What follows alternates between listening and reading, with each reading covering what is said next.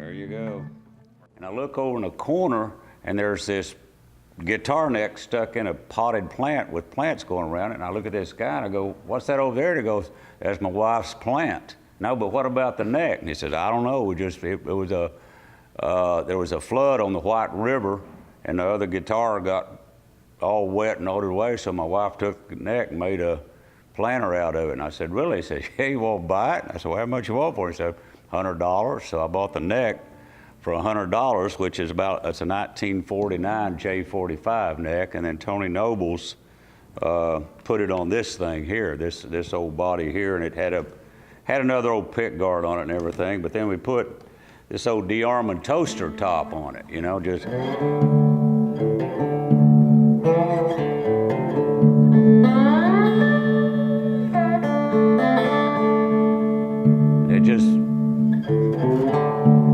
It just sounds old, you know, and so, and then I got a K&K inside that I run in here whenever I'm kind of doing, and I blend them, and I got the prayer from the Boondock Saints on there. I found a little, I have no idea why, but I found a little, you know, decal on it, and I went, yeah, I'll put that on there. So.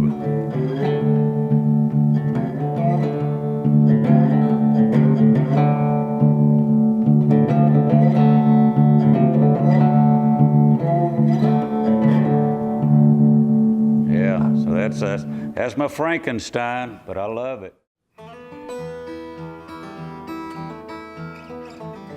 Tell my wife that, you know, I don't want a Porsche and a younger girlfriend. I want all these guitars I used to have.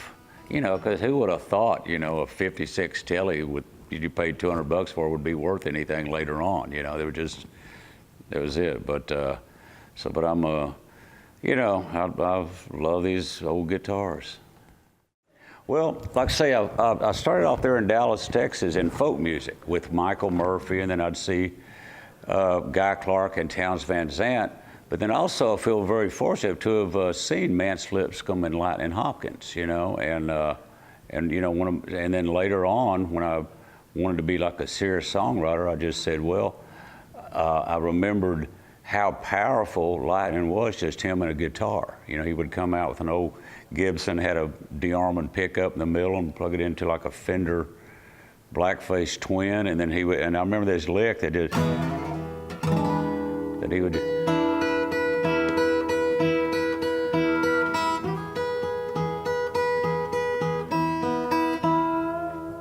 I just love that lick. That's a Lightnin lick.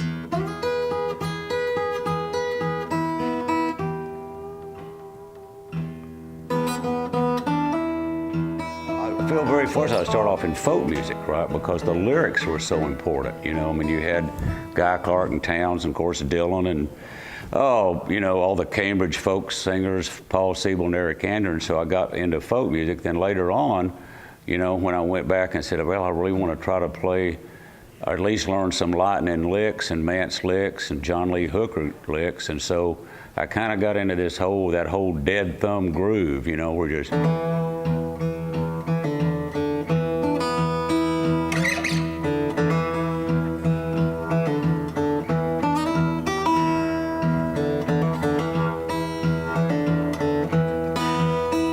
So that was just, it's a really good place for me to be able to lay lyrics that hopefully, you know, like folk music, have some depth and weight on just like this kind of dead thumb groove, you know. When I was growing up, my dad loved Jerry Jeff Walker, loved him, and loved that Up Against the Wall, Redneck Mother. Well, you know, I still do it, you know. It's just, you know, and it's a fun song, you know. I mean, when I first wrote it, Jerry Jeff recorded it, right?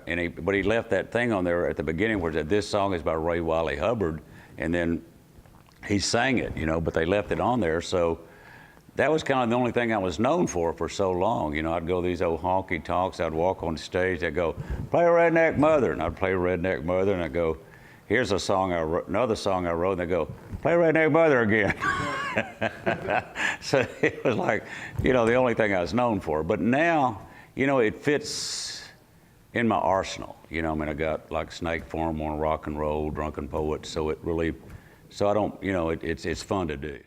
A thing I've learned too, where, you know, it's, like Flannery O'Connor said, never second guess inspiration. You know, when a songwriter gets the great aha, you go, aha, that'd be a good idea for a song. Don't doubt it, you know. And so I mentioned this before, but you know, I sleep with the president of my record label, which isn't Clive Davis, it's my wife, Judy.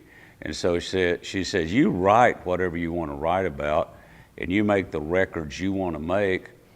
And she says, I'll try to sell the damn thing. So for me, that's a great place, because I've never been a mainstream songwriter. You can just, you know, write about whatever the great aha is, where I go, ah, damn, Snake Farm, you know, just.